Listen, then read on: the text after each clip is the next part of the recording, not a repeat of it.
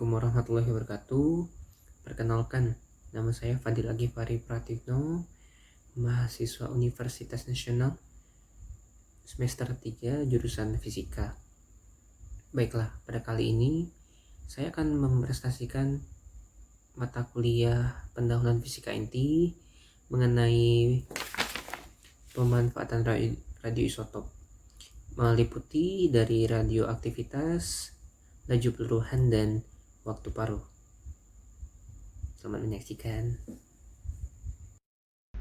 Oke, baiklah, di sini saya akan presentasikan tentang pemanfaatan radioisotop, radioaktif, laju paruh, dan waktu paruh. Laju peluruhan adalah seberapa cepat suatu zat radioaktif meluruh.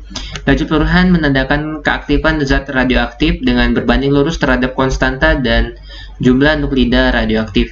Rumusnya R sama dengan lambda dikali N. Untuk mencari N ini dengan sama dengan jumlah nuklida, kita harus mencarinya lagi dengan mol dikali dengan bilangan Avogadro.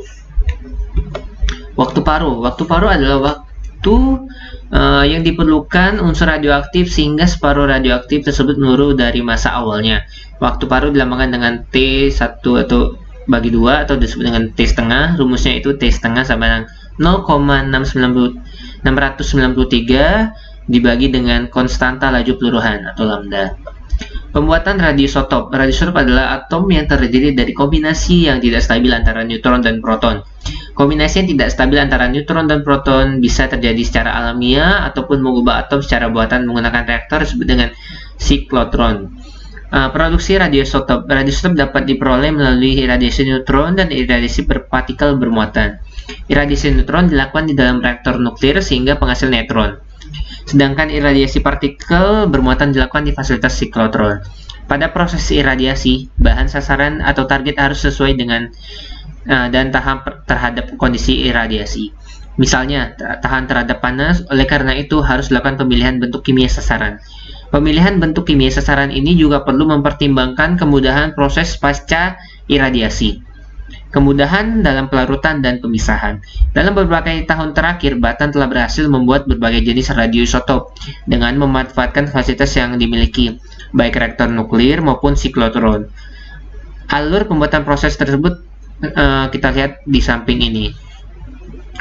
Yang pertama itu penyiapan target, yang kedua itu proses iradiasi, yang ketiga itu proses pasca iradiasi, yang keempat itu proses pemeriksaan kualitas, selanjutnya pemeriksaan keselamatan radiasi, selanjutnya itu pemanfaatan lebih lanjut oleh pengguna. Produksi radioisotop ada dua cara, yaitu tanpa neutron dan dengan neutron. Berkas neutron yang dihasilkan reaktor terdiri dari dua kelompok, yaitu neutron lambat dengan energi 0,025, neutron cepat dengan energi 0,025, lebih dari 0,025. Manfaat radioisotop.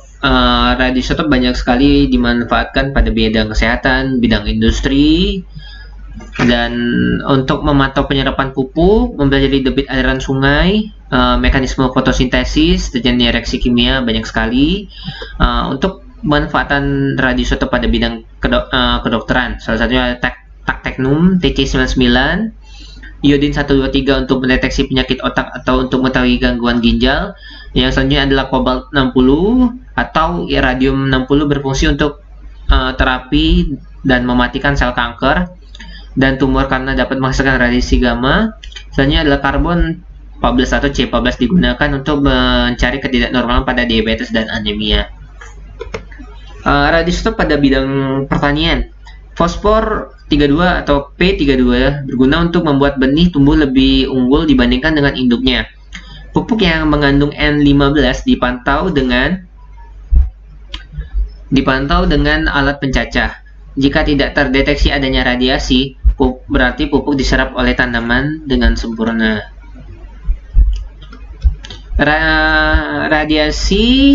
Radioisotop dalam bidang industri. Radiasi sinar gamma digunakan dalam vulkanisasi lateks alam atau untuk memeriksa cacat pada logam.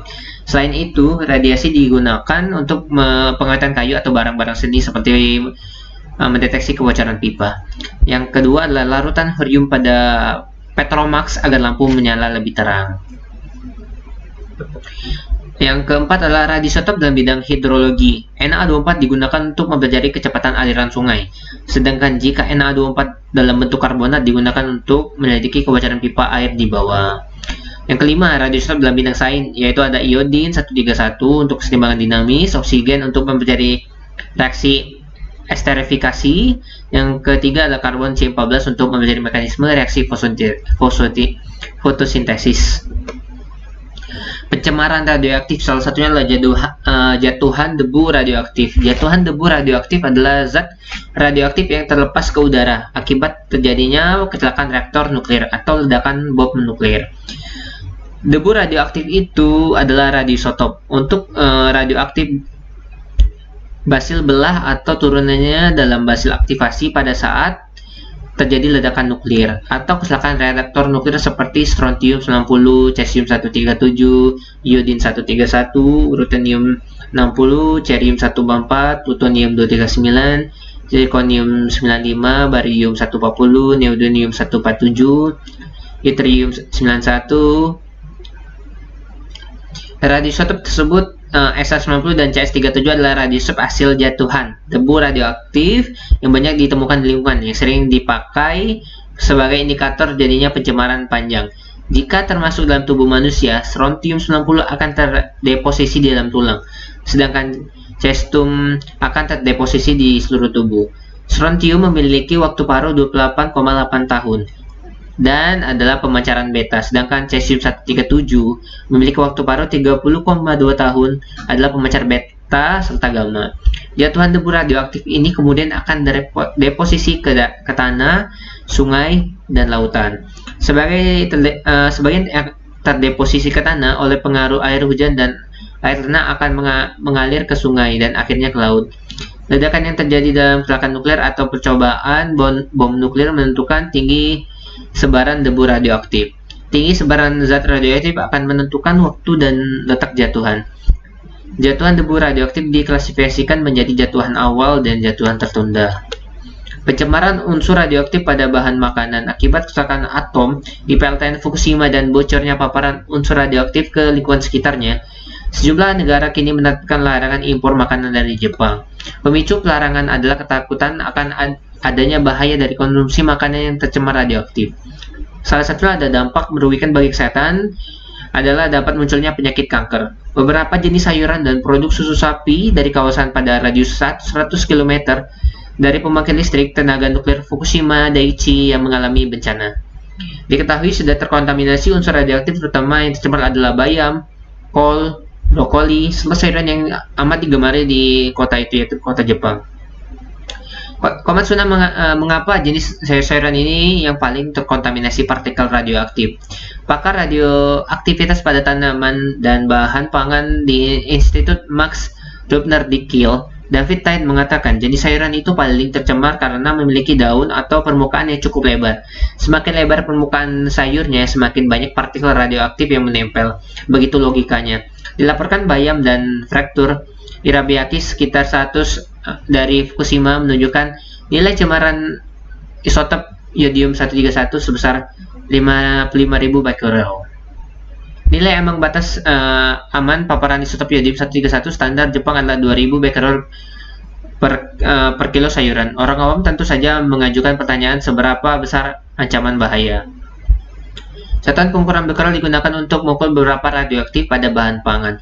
Hanya menunjukkan seberapa banyak keluaran atom isotop radioaktif detiknya.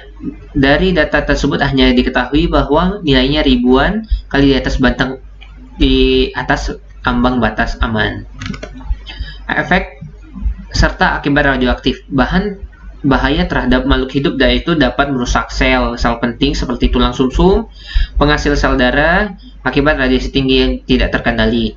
Yang kedua, dapat merusak, mengubah struktur DNA makhluk hidup.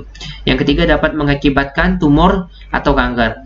Yang keempat, dapat menimbulkan luka bakar atau akibat radiasi dosis tinggi.